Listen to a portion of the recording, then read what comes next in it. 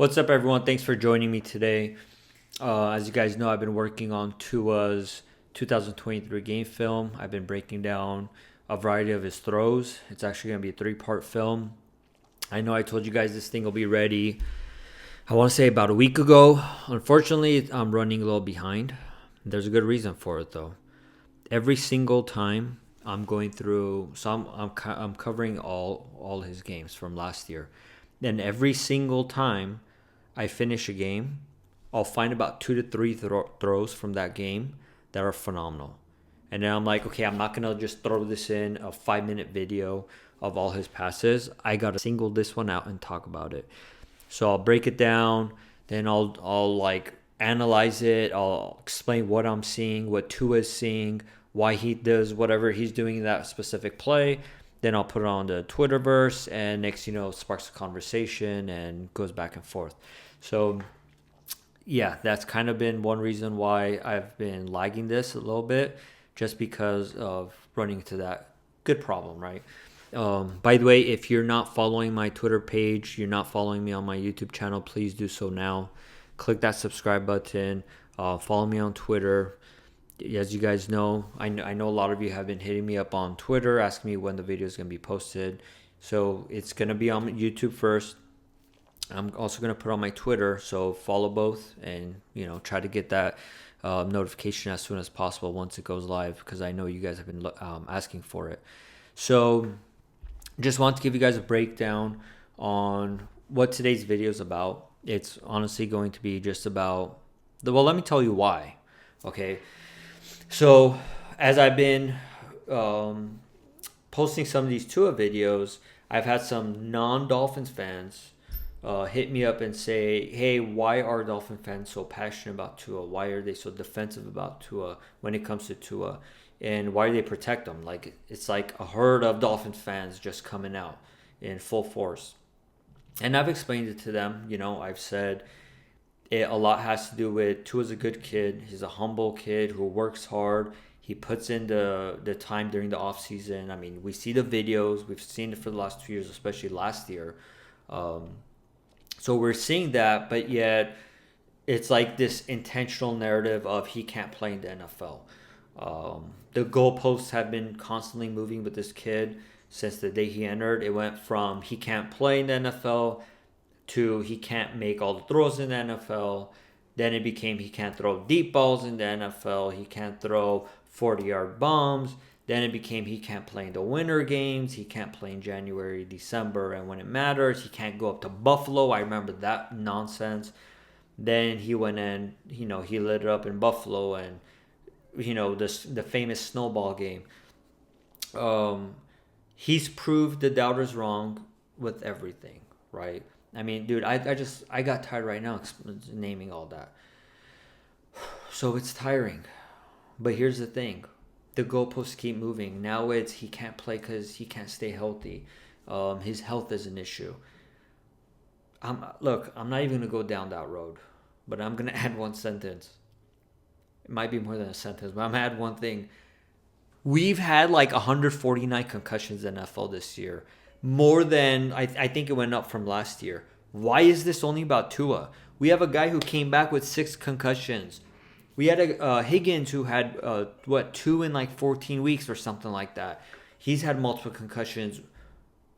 The Bengals came out, and when there's rumors of, is he going to get traded? They're like, no, you go find yourself a phenomenal receiver. We're keeping this guy. Where's all his health, the concern? On Twitter, one of the best cornerbacks ever, Hall of Famer Charles Woodson, he mentioned this. The health and concussion thing came up with Tua, and I replied to him. I'm like, where's the energy for all the other players? He replied back. He goes, the energy is going to be the same. It's going to be there. It's for all players. Yeah, but you didn't do it, and you're not doing it. The post was about Tua. And yeah, I'm sure the guy cares about him. It has nothing to do with whether he cares or not. It's why is it only talked about when it comes to Tua, and Tua should retire or he probably can't play. Look, a receiver gets hit in the head from a safety, a linebacker, so the likelihood of concussions for him is higher. If he gets tackled the likelihood is higher, or any other position. Tua's concussions came from falling on the ground and hitting his head on the turf. Not because he can't take a hit, not because he can't withstand an impact from a pass rusher, a safety, whatever it is. It's because he fell awkwardly and hit his head on the floor. Okay, and some people in January, one of the first things I said is during the offseason, he needs to work on break falling. This is something we learned in jiu-jitsu. I roll or have been rolling, and it's one of the first things that we're taught is, hey, how to break fall. When I played ball, the first thing you're taught is how to take a charge so you're not knocked out of the game, your head split wide open. It's how to break your fall, hence break falling. So for whoever that might think this isn't going to work or it's a stupid idea, first thing I'm going to say is, bro, you've never done anything like this. You probably were never an athlete who had a good coach. You probably have never rolled or done some sort of martial arts in your life. Because if you did, you'll know it's the first thing you're taught, and regardless of who the instructor is. A good instructor, that's the first thing they're going to teach you. And you're going to go over it. It's simple. It's not rocket science. It's important. It happens. And why not teach people? So I hope it works. I hope Tua does it. I have full faith he's going to have a long, healthy, good career.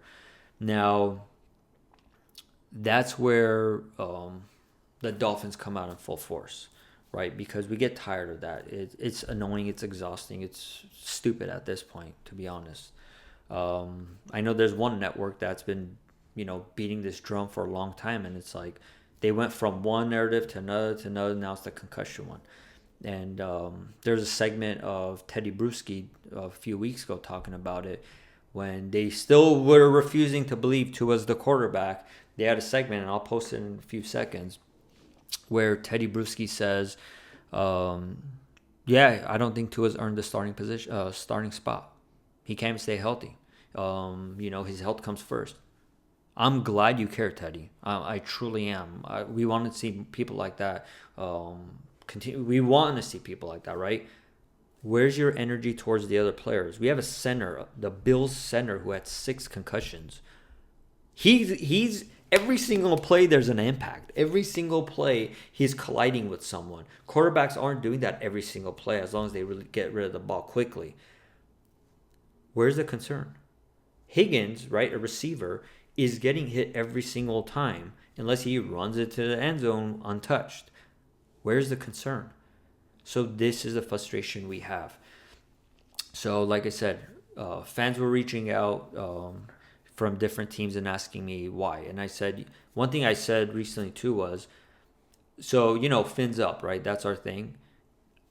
What I've kind of turned it to is we're fins up, but you better believe we're fins strong as well, because we come out and we defend our guys, we defend the team, and we defend Tua. He's a good, humble kid. He works hard, and he'll let people talk. And unfortunately, it is what it is, and the narrative's changing on this poor guy. And we wish him nothing but the best, and we believe in him, and 100% we think he's our guy. There are some fans, even Miami Dolphins fans, who don't believe in him, but that's fine. We don't need a bandwagon of 100% of the fan base.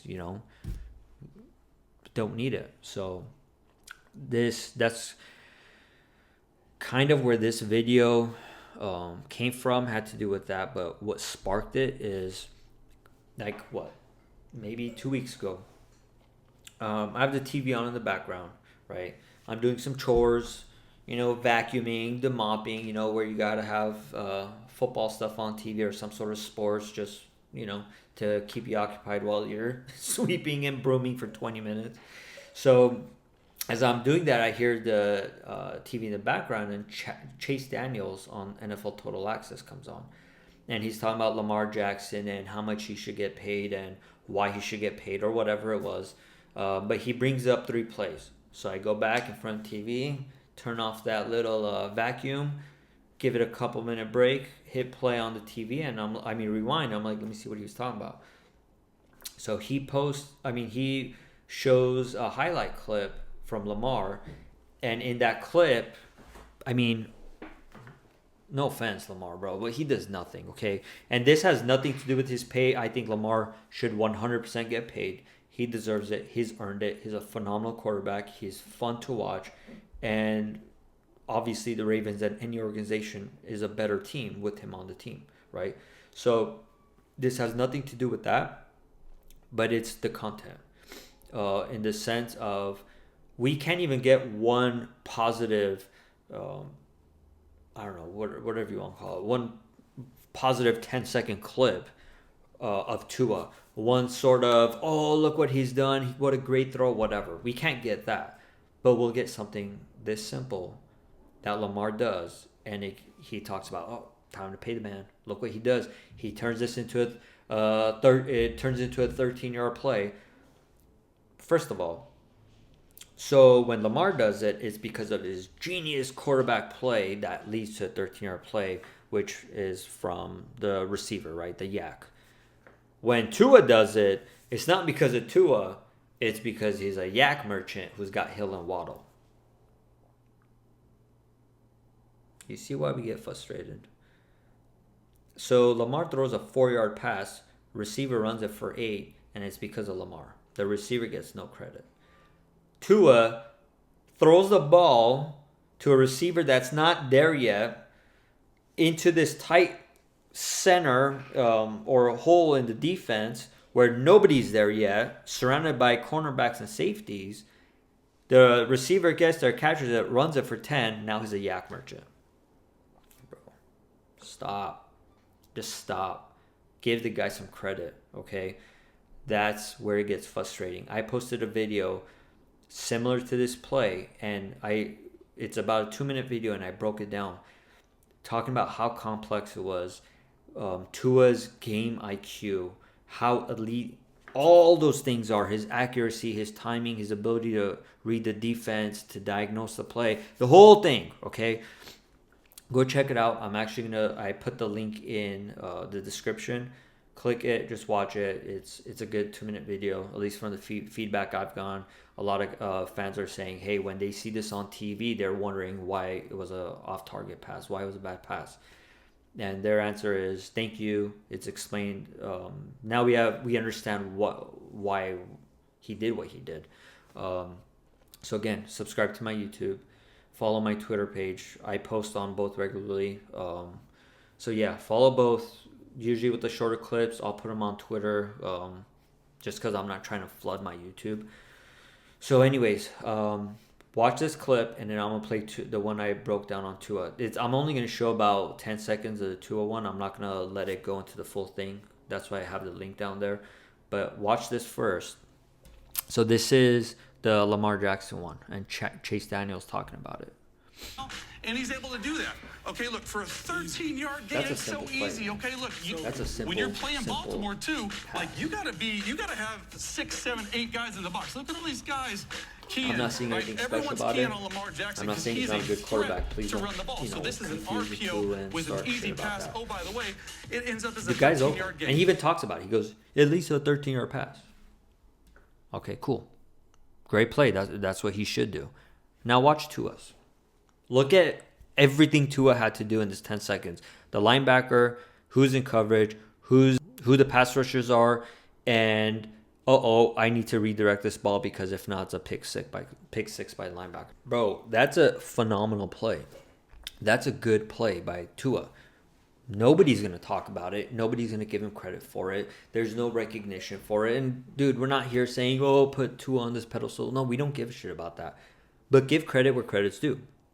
That's one of them. So if something this small by Lamar is worth the TV time and here's $200 million, take the guaranteed money, then why isn't that same energy going towards Tua? Why is Tua's energy, he can't do this, he can't do that, he can't do this, now he can't stay healthy. Bro, you guys don't even, people aren't even saying, hey, Tua's good. He blew us all away this year. He had a phenomenal year. Unfortunately, he got hurt. We hope he recovers and has a great year. If he does and he stays healthy, we know he's a good quarterback. We can't even get that. You could still mention your concern about his health while saying, hey, we wish him the best. We wish him good luck, and he is a good quarterback. We can't get that. The only thing we get is he can't play, he can't throw deep, can't play in winter, can't play in the snow. Debunks all that. Can't stay healthy, should retire.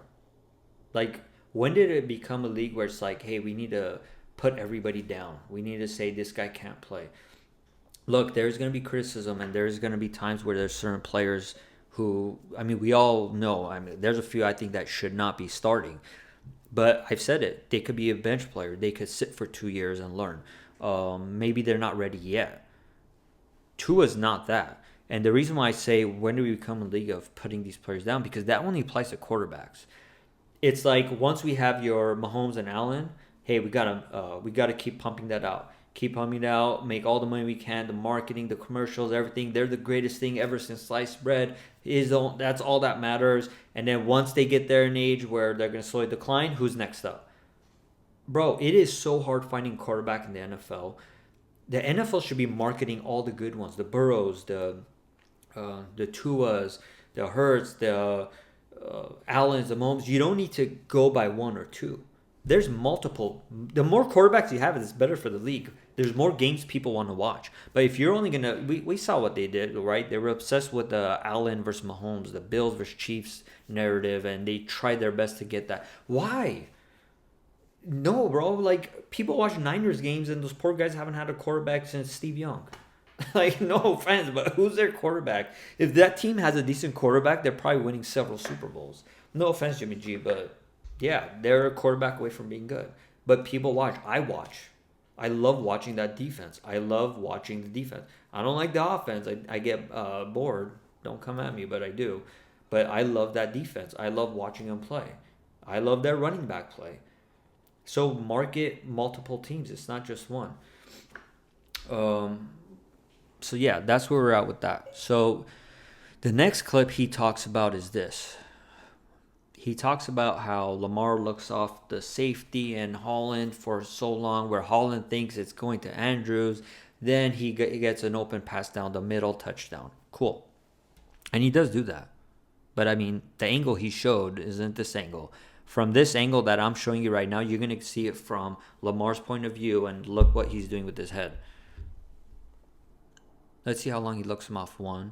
2 seconds. Is 2 seconds a long time in the NFL? You bet your ass it is. That's a long time. That's a good play. But he's not the only one, right?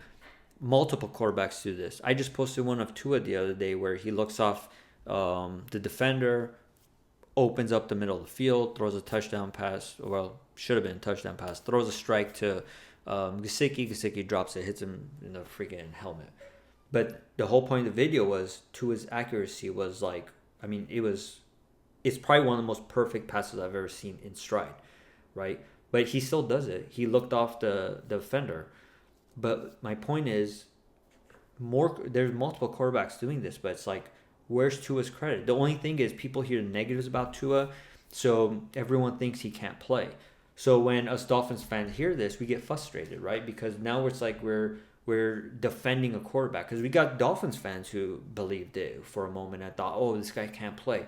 Bro, I watched Tua the day when he came in Alabama at halftime. I watched that very first second of his playing in college.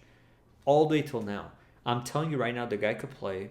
And the same traits that he's had that are elite or one of the best transition to the NFL level. Anticipation, accuracy.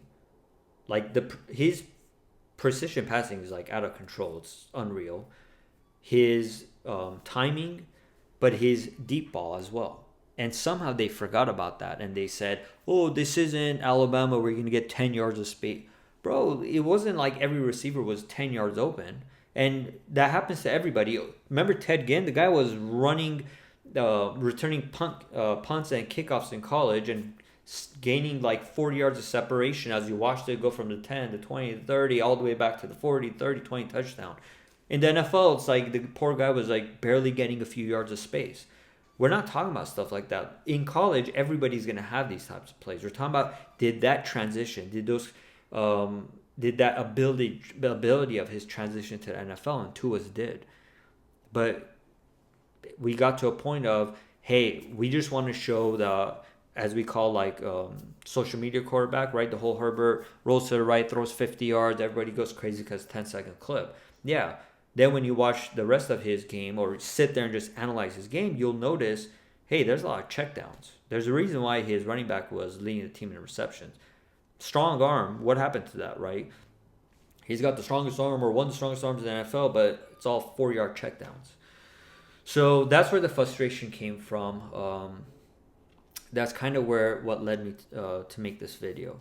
So I kind of like I said, sorry for the delay in the Tua video. It's gonna be a good one. I'm telling you, you guys are gonna like it. It's gonna be 3 parts. Kind of debunking all the negative narratives that exist around him. I'm not going to explain what the 3 parts are because I don't want to give too much away. But again, it should be done soon. This is kind of what's been causing me to delays. I went from this to Pickett. He's another quarterback I love who same thing's been happening with him. He's getting that Tua treatment where they're blaming this. Dude is going to be phenomenal, I'm telling you right now. He's a quarterback to watch. He's very, very good. But yeah, I got sidetracked with some of those little side projects, but I should be back focused and trying to finish this up hopefully next week or 2. So again, thanks for listening. Thanks for tuning in. Just follow my Twitter, subscribe to my YouTube channel, hit the like, add comments. For those of you that follow me on Twitter and YouTube, you already know I interact. I enjoy responding back to your comments, the feedback. A lot of you have put requests on which players you want me to break down next, so please keep doing it. Keep sending stuff my way. And one more thing to the networks, whether it's ESPN, whoever it is, right? If you don't know or you don't have some content for Tua, because I get it, you guys don't have all the time in the world. I get that, right? You guys are, busy with all this schedule. It's part of your job, but whatever. I get it. You're busy. Dude, hit me up and I'll send you some of these Tua's clips. Something better than what you guys just saw and trying to glorify that. I'll hook you up. Hit me up and say, hey, the problem with the Tua thing is we can't find anything because we're busy. Dude, hit me up. I'll send you a few clips. Put that stuff on TV. Let's get the boy the recognition he deserves.